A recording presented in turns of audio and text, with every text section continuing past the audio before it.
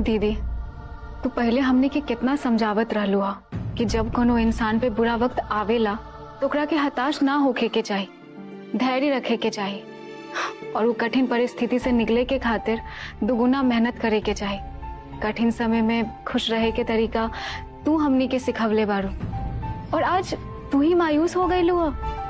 दीदी हम जब तारा देह पर गहना और गले में मंगलसूत्र ना देखनी हा तभी हम समझ गए नहीं कि कुछ ना कुछ बात बा जो तू छुपा रहल बारू, लेकिन हम यही से ना पूछनी हा कि बचपन से हम तहरा के देख लिया तू हमनी के खुशी के खातिर हर चीज के त्याग कैले बारू। जरूर एही में भी त्याग के कोनो राज छुपल होई। हम तहरा से इतना लड़ाई झगड़ा कैने रही लेकिन तबो तू हमरा खातिर कितना कुछ कैलू हा। आज हम तहरा खातिर कुछ कैल चाहत बानी। इ तहार गला अब खाली ना रही दीदी। बाबूजी जौन मंगलसूत्र हमरा खातिर बनवले बारन ये अब तू पहना। ना श्रद्धा, मंगलसूत्र जेकर नाम से लिहल जाला नु ओकरा के ही पहने के चाहिए। अब जब तुहार शादी हुई तब तू ही मंगलसूत्र पहनिया, ठीक बा? दीदी तू चिंता मत कर, जब हमार शादी हुई तो बाबूजी फिर से बनवा दिहन, नहीं तो हमारे ससुराल से तो आ जाई ना मंगलसूत्र। लेकिन अभी जौन तहार गला खाली बा लोग देखें तो का सोचेहन। हाय पकड़ा, हमरा के इहो मालूम बा कि हमरा एहजा आइला पर तहार शादी में विघ्न पड़ रहल बा, लेकिन तू चिंता मत करा, जल्दी ही सब कुछ ठीक हो जाई। हम जल्दी ही एहजा से चल जाए और तुहार शादी में हमरा वजह से कोनो विघ्न ना आए, अच्छे से हो जाए तुहार शादी। लेकिन दीदी तू एहजा से कहाँ जाएबू? हालात चाहे जैसन भी होखे श्रद्धा, लेकिन सब कुछ समय पर तो नहीं खे छोड़ल जा सकत नु। ओहिजा हमार बेटी दुखी बिया और एहजा हम तारा शादी में बाधा बन गइल बानी।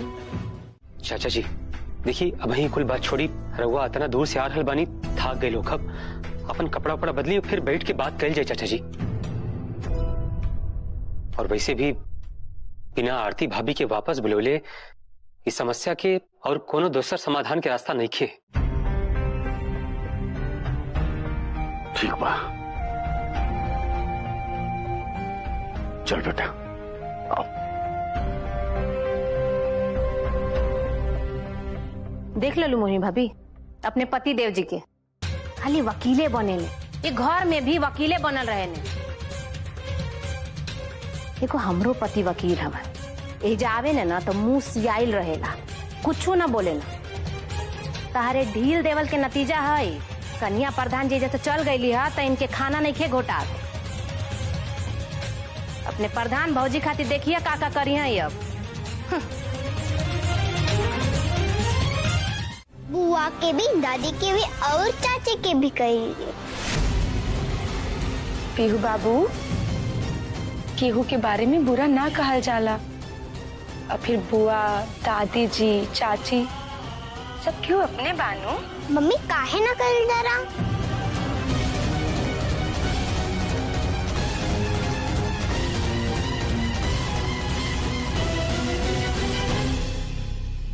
देखा तहार खाली ना ये मकसद रहला ना, जब एजा रहलू हा तब तक हमनी के जियल मुहौल कैले रहलू।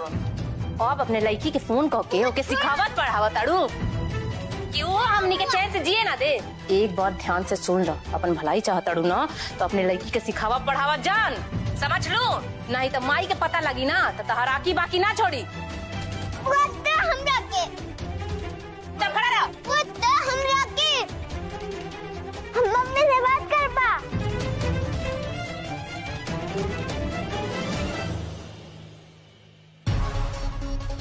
देर बन संगा बनबू संध्या।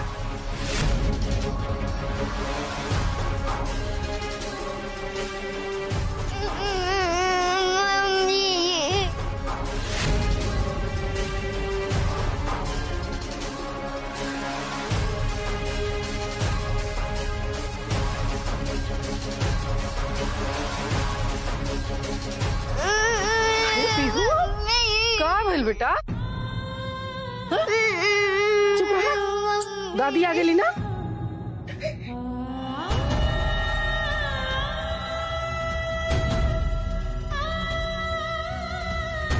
कन्या, तू जब से गई बाड़ू पीहू के साथ ही जब कुछ भी ठीक नहीं के औकत कन्या। तू तो जाना तारू ना हम कितना मजबूर बानी। हमार के सुने वाला बा घर में। बबुआ जी आई नहीं हता पीहू सब उनकरा के सच सच बता देली। अब यही से घर में सब लोग पीहू से नाराज बा। हमारा कुछ समझ में नहीं क्या होता हम का करी। पता नहीं कौन जन्म के बदला ले रहल बाड़ी हमरे से देवी मैया। अपना बहू के बुलावे में मान सम्मान के धक्का लग रहा बा, लेकिन कबो ही तो सोच लो कि ई घर के लोग जब पुलिस आई हथकड़ी लगा के जेल जाई तो फिर तिवारी निवास के मान प्रतिष्ठा के का धूमिल करबो। तोरा पता बा कि आज तिवारी खानदान के इज्जत चल रहे पर खूंटी में टंगाए के नौबत आ गई बा। खाली टहरा चलते फिर भी इनकरा के अभी तक कुछ समझे में नहीं किया आवत। मान प्रतिष्ठा अमर के बाबूजी रोवा खती ई दरोगा एसपी डीएसपी सिपाही कौन बड़का चीज बा। थाना तक बात पहुंचिए ना पाई। अगर रोवा चाहब तो पैसा रुपया दे के ये सब बात रफा दफा करा सके नहीं। बस कन्या के बुलावे के मत कहीं हमरा से। वाह भाई वाह, क्या बात कर रहे बड़ू। ये समस्या के तो तू एकदम चुटकी में निदान बता दलू हमरा। देखा अमर के माई, अगर ये बात ना खाली एसपी डीएसपी सिपाही दरोगा तक रही तो नू तो हम संभाल लेती, लेकिन ये खबर छप गई तो ये मामला पूरा देश भर के हो गई। अब इन्हें दिल से फैसला लेवल जाए नू तो जिंदगी जहन्नुम हो जाए, जहन्नुम। दिमाग से काम लो, दिमाग से। और जैसे जैसे हम कहत बानी नू तू चुपचाप ओकरा के करत जा। कन्या के तू बेइज्जत करके घर से निकल लू हा, ओकरा से ज्यादा इज्जत दे के ओकरा के घर में बुलावो।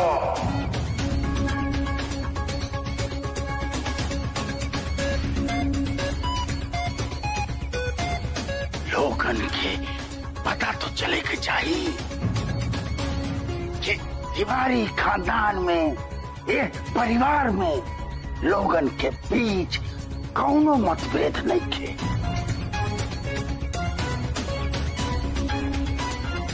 और हाँ ये हाकिम तिवारी के हुक्म हो।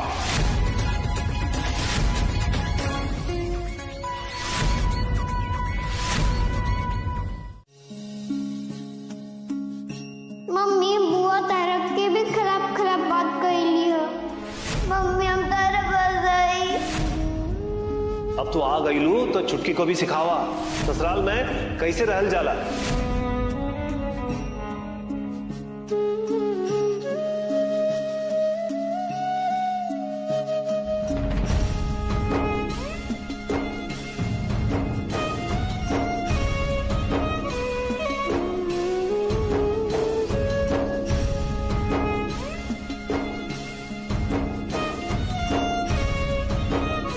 ओहिजा हमार बेटी तकलीफ में बिया और एहिजा हमार बहन हमरा वजह से परेशान हो रहा बिया।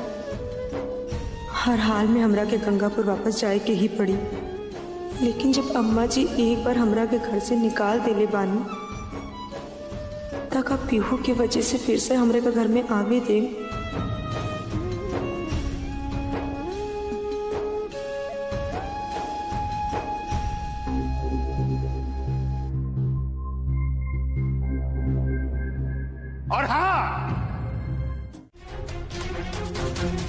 और ये घर में आई है, हम ये बर्दाश्त ना करब।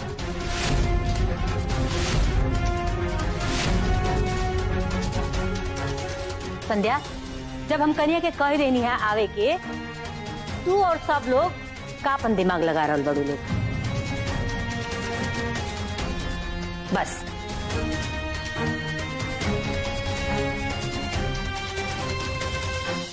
माई ते ये सब काहे करतड़े हमके नहीं बुझात।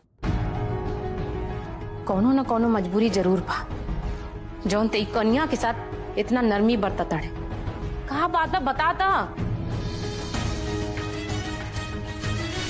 एक बात और, तारा के हम आवे की इजाजत दे देनी, एकरा मतलब ये नहीं कि अपन मान सम्मान के सब हम समझौता कर लेनी। हमरा अंदर एगो दादी बिया नू तो महतारी के माया भी बा। अगर तू एक घर में हर वक्त हमरा सामने रहू ना, हमरा हमर बेटा के याद आई और उहे बात हमरा अंदर 30 कैले रही कि तारा वजह से हम अपन बेटा गवा देनी। बस अपन पोती के मुंह देके तारा के हम बोलावत तनी, लेकिन तारा अगर एक घर में आवे की बात तो हमारे को शर्त माने के पड़ी। बोला, तू हमार शर्त मनबू?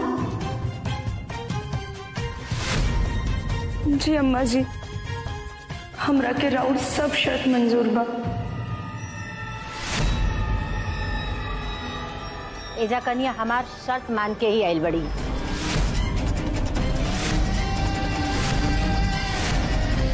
कल रात कन्या के हम फोन कैले रहनी है, हम इनके सामने शर्त रख ले बनी। ये हमार शर्त मन ली है, तबे जाके हम इनके के आदेश देनी है वापस आवे के। सबके बतावा कौन शर्त मान के आयल बड़ू तू?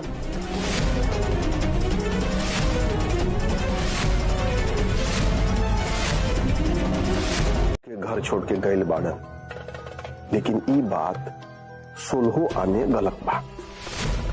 काहे कि कन्या जी पर दोष मढ़े खातिर अमर जी के नाम से हम जी यहीं से झूठा चिट्ठी लिख के कन्या जी के रूम में रख देने रहनी जा। अमर जी तो एकदम भूरी भूरी प्रशंसा के लिए रहनी कन्या जी के। आउ कन्या जी के सपोर्ट करे खातिर हम कर्जा के जो 3 लाख रुपया बा वो कमाए खातिर बाहर गई बड़ा, ताकि वो आके राउर मुंह पे वो पैसा मार सकत। मेहमान जी, अरे हम तो कभी सोच ले ना रहनी है कि रउआ भी इतना बलंदर मिस्टेक करो। ये सब पता बा कि रउआ जे भी कोई ले बानी ऐसे अर्थ के अनर्थ हो जाई। मेहमान जी, सबके पता चल गई बा कि हमारे कन्या से नफरत करेली, और जब लौट के जा आई है तो क्या बवाल हुई। अरे तो वो सोचे नहीं, हाँ वो घड़ी तो हमारा सामने रउआ के बचावे के तो कोनो रास्ते ना बची। वो बखत हम खाली ई सोचनी है कि राउर पलड़ा कन्या जी के सामने कैसे बढ़ रखल जाओ, कैसे ऊंचा करल जाओ। अब हम अपन बारे में सोचबो काहेला करी भैया जी, रउआ है ना। अरे रउआ कैसन आदमी बानी कि हमारा संग रह के भी हमारा से कौनो गुण ना सीख पैनी रउआ। भैया जी, हम मानत हैं कि गलती हो गई, अब हो गई तो हो गई। अब जब तक हमार रोज पैसा ना मिली तो जुड़त जाई 3670 रुपया रोज के हिसाब से, और 1 महीना में हो ब्याज भी जुड़ जाई। रंजन, वो का कहल जाला कौना ब्याज रे? चक्रवृद्धि ब्याज बाबूजी। चक्रवृद्धि ब्याज। और आज के हिसाब से ये कुल ब्याज और मूल सब देवे पड़ी कन्या से, देवे पड़ी कन्या से, देवे पड़ी कन्या से। हर हफ्ता अपना अंगूठा के ठेपा लगा करके हिसाब हमरा के देत रहियन। ये कतना कर्जा चुकैले बाड़ी और कितना इनकरा लगे बाकी रह गइल बा, बाकी रह गइल बा, बाकी रह गइल बा। कहा कनिया से कि अगर इनकरा घर में ही रहे के बाद तो एक कागज पर अपन अंगूठा के ठेपा लगावस। मेहमान जी, हिसाब किताब के बात बा भाई, ठेपा तो नहीं के पड़ी। रुकी फूफा जी, रुकी फूफा जी, रुकी फूफा जी।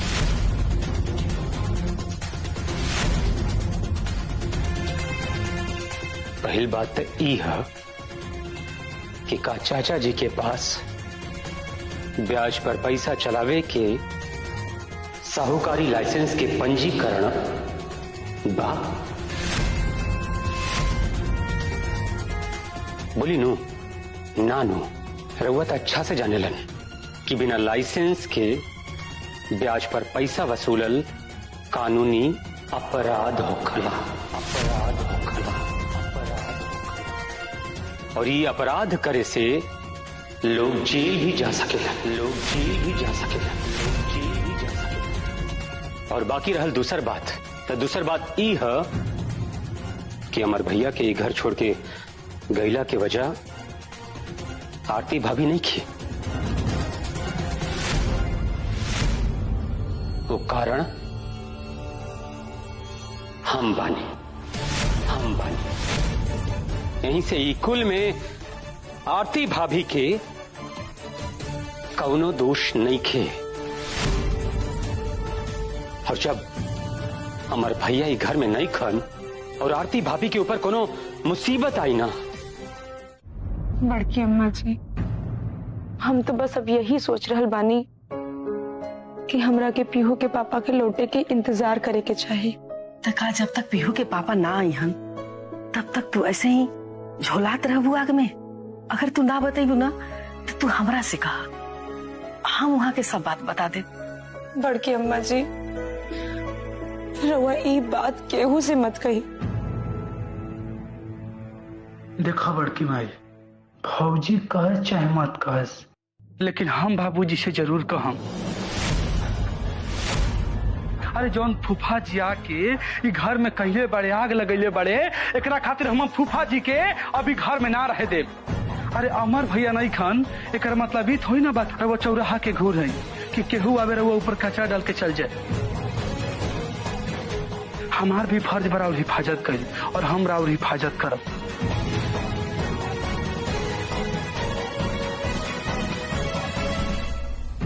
फूफा जी सच कही ना, तो अमर भैया जमन कुछ वो लेटर में लिख के गई बाड़न, हम वो बात से सहमत नहीं थी, तनिको नहीं थी। कहे कि हम अच्छा से जा रहे बानी, केवल हमार वजह से ही घर छोड़ के गई बाड़न। और हम ये बात सबसे कहले भी बानी कि हम ही कहले रहनी है अमर भैया से कि कर्जा जवन आरती भाभी के ऊपर 1.5 लाख के बढ़ के 3.5 लाख के हो गई बा, ओकर जिम्मेदार सिर्फ और सिर्फ अमर भैया बाड़न। चूंकि अमर भैया हमारे ऊपर कोनो आरोप नहीं लगा सकत रहन, यहीं से आरती भाभी के ऊपर गुस्सा उतार के एक घर छोड़ के चल गए और कुछ ना। जगत बाबू, रुआ पढ़ल लिखल है, समझदार है, वकील है, रुआ तो रोज नया नया केस सुलझावत हो, लेकिन ई केस में हम बस पतने कहा कि यहाँ रुआ कन्या प्रधान जी के साथ देके दुल्हन के साथ अन्याय करत है। बिल्कुल ठीक कहल बानी फूफा जी कि हम मोहिनी के साथ अन्याय कर रहे बानी। वैसे एगो बात कही, कुल मामला में ना फूफा जी हमके राउर फैसला के कोनो जरूरत ही नहीं है।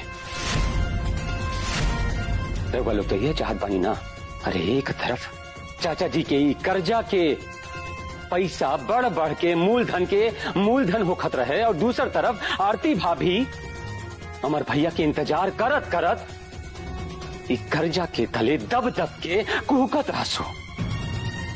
वैसे फूफा जी हम ये सब बात रउआ से काहे कह रहल बानी? चाचा जी के वो कर्जा के पेपर पर अंगूठा लगवावे वाला तब रउआ ही बानी नू। ये सब बात रउआ से करल बिल्कुल बेकार है।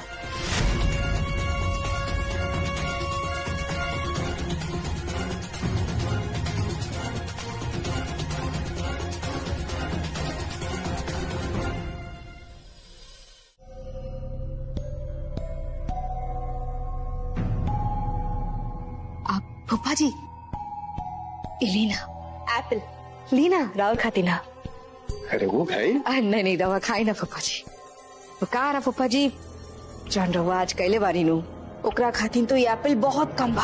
अगर हमार बस चलित नू तो हम तो ये घर में राहुल नाम से पार्टी कर थी। और ऊपर से रवा दीदी के ऊपर जन चक्रवृद्धि ब्याज चढ़ेले बानी नू बस देखत रहे के तरह वो पैसा चुकावत दीदी के पसीना छूटेला। अब का बताएं दुल्हन जी, ये सब करे में हमरा अच्छा थोड़े लगेला, लेकिन का करी अब रिवाज ऐसे नहीं घर में शुरू हो गई बाकी बेटा पुतो वो बड़ बेटा पुतो बताई बाप और माई के खिलाफ हो गए बाड़े। तब हमके तो उस सबके मदद करे के पड़ी नु सही के चलते हैं। वैसे फूफा जी चाची जी के देखी ना कैसन गहन सोच में बैठल बाड़ी चाची जी। तो के पता बा चाची जी सोचा ताड़ी कि दीदी का ऐसा कौन सजा दिया कि उस सजा पूरा करत नु दीदी के शरीर के हड्डी भी ना एकदम कुपकुपाए लगी। ना मोहिनी भाभी शरीर के सजा ना इंसान बर्दाश्त कर लेला। सजा तो ऐसा होके के चाहिए ना जौन उनके दिल दिमाग पे असर करे। रउआ एकदम ठीक कहतनी संध्या दीदी। बुआ ई सजा का होला? तारा में का गलती बा? दीदी रवा के एगो सजा के सुझाव हम देते हैं। रवा ये कही दीदी कि हम पति पत्नी के बीच लड़ाई लगावे में महारत हासिल कैले बानी। वो कहा ना चाची जी संध्या दीदी जब हमार पति इनकर कर्ज उतारियन तो पति पत्नी के बीच लड़ाई तो होबे करी हूँ। बोली ना काहे नहीं की बोले? ई तो ऊंच नीच वाला कमी तो इनकरा में बटल ही बा। हम तो पहले से जानता नहीं। ई कम उम्र के बावजूद में और हमरा में झगड़ा लगोले बड़ी। बोली कन्या प्रधान जी रउआ के तो शपथ लेवे के बहुत शौक बा ना, वही बुलंद आवाज में बोली कि हम आरती तिवारी नहीं हम पीहू के माई अपना स्वार्थ के कारण अपना कर्जा उतरवावे कारण दूसरा पति पत्नी में लड़ाई लगवावता, दूसरा के घर गृहस्थी बर्बाद करता नहीं। ये हमार आदत है। जहाँ जे पति पत्नी अच्छे से रहेला ना खाली हम जाके उनके घर में लंका डाहेनी। हमार इहे काम बा। बोला बोला बोलत कहने को बोली ना दीदी। मतलब चाची जी संध्या दीदी देखा नहीं नो कैसा कमाल की औरत बाड़ी। मतलब इनकरा के कुछ करे में शर्म ना लगेला। लेकिन देखी अभी सब कुछ बोले में इनकरा के लाज लगा था। बोला काहे छुपाई बाड़ू? बोला तहारी है काम है। बोला बोली ना बोलबू बोला बोलबू ना बोलत काहे नहीं? बोला बोली बोला काहे ना बोला ताड़ू? बोला अरे बोली बोलत काहे नहीं?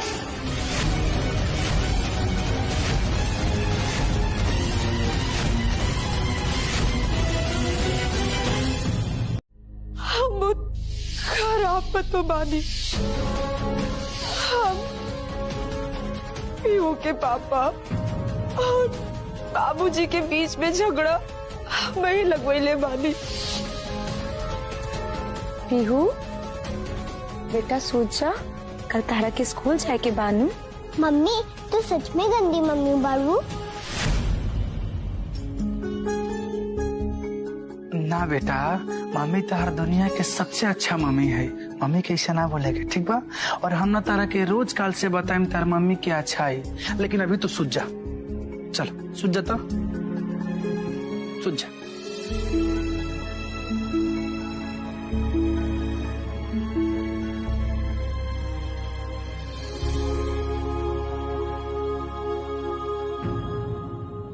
भौजी अब बहुत हो गई। अगर ये लोग काल तक ना सुधरी नु तो काल से हम पीहू के बतावे स्टार्ट करम कि रुआ अंदर कौन कौन अच्छाई बा, और साथ में कान्हा के भी बताई कि तारा मम्मी में कौन कौन कमी बा। जैसे आज पीहू रुआ से सवाल कैले सिया नु, अगर काल कान्हा इसे संध्या दीदी से सवाल करी नु तब दीदिया के पता चली बुराई के नतीजा का होला। ना बबुआ जी, लइकन सबके ऐसन बात ना बतावे के चाहिए। लइकन सबके मन तो बहुत कोमल होला। अगर उनकरा के सब बात पता चल जाए नु तो उनकर मन पे बहुत बुरा असर पड़ेला। आरती भाभी,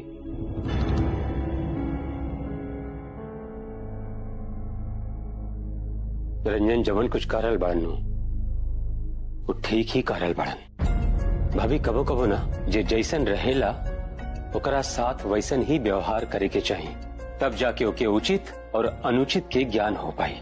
देवर जी, परिवार और समाज में जब बदले की भावना बढ़े लागेला नु तब परिवार और समाज के विकास रुक जाला। एक दूसरे के प्रति मन में द्वेष बढ़े लागेला और फिर रउआ दोनों जन तो हमार भाई समान देवर बानी, तो हम रउआ दोनों जन के ई सब करे के कब्बो सलाह ना दे। रंजन, अमर के माई, भौजी, अरे कहाँ सब के सब आवाए जा।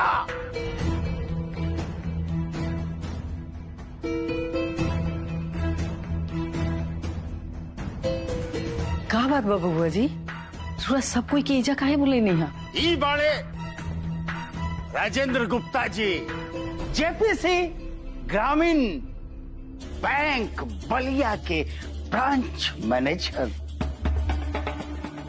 अगर केहू के लोन उन के दरकार बा तो राजेंद्र गुप्ता जी से संपर्क कर जाओ। लेकिन भैया जी, ई घर में ऐसा के बा जेकरा के लोन के जरूरत पड़ गई है? पैसा के तो केकरो भी कमी नहीं के। औ ना ही कोई नया बिजनेस शुरू करा था अगर केकरो जरूरतों पड़ी तो रहुआ लगे आई ना। ही बैंक से काहे के लोन ली?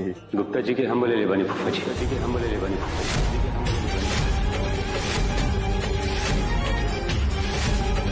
हमरा लेवे के बालों, हमरा लेवे के बालों। आरती भाभी के कर्जा चुकावे खातिर हमरा के बैंक से लोन निकाले के बाद, लोन निकाले के बाद।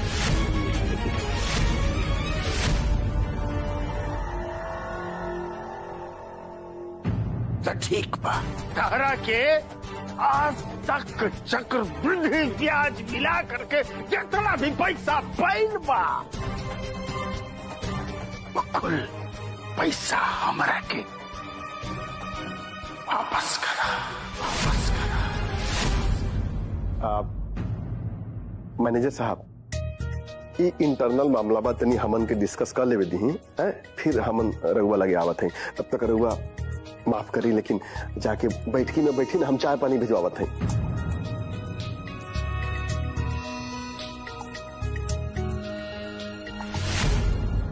जगत बाबू, रहुआ लगे अकाउंट में तो बहुते पैसा होई था, ये लोन के का जरूरत पड़ गई रहुआ के?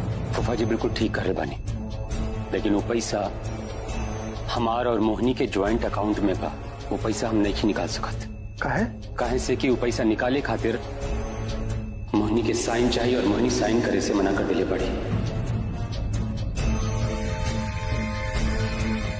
वकील वाला न तू, वकालत पढ़ने वाला न तू, तेरा के पता होके कि चाहिए कि लोन राखे खातिर कुछ तो प्रॉपर्टी गिरवी रखे की पड़ी नू। गिरवी रखबो। हम आरती भाभी के कर्जा चुकावे खातिर घर के गिरवी रख के लोन ले। पल्लू पकड़ के सर नीचे कह के आंख में आंसू लेके चुपचाप खड़ा हो जाएगा। मोहिनी, तू जवन कुछ कहल बड़ू ना, आरती भाभी वैसा नहीं की कि हमदर्दी पावे खातिर केहू के सामने जाके आंख में आंसू लेके ओकरा सामने खड़ा हो जाए। करके पता मोहिनी, आरती भाभी जैसन औरत ना, जेमी इतना आत्मविश्वास बा, इतना धैर्य बा, इतना संयम बना, ऐसा कोनो इंसान ना हो खला। ओ देवी देवता होला। हाँ, रवा तो कमाल के बात कह दिली पति दे। एक मिनट। हाँ, जहाँ तक हमके याद आवा था कि पिछले 3-4 दिन में हम राउर भौजी के वही सती वाला रूप देखा था। और दीदी रहुआ एक बात हमार कान खोल के सुन ली। रवा अगर ही सोचत है कि जे तरह रवा अपन पति से लड़ाई करके बड़का भैया के एक घर से दूर कर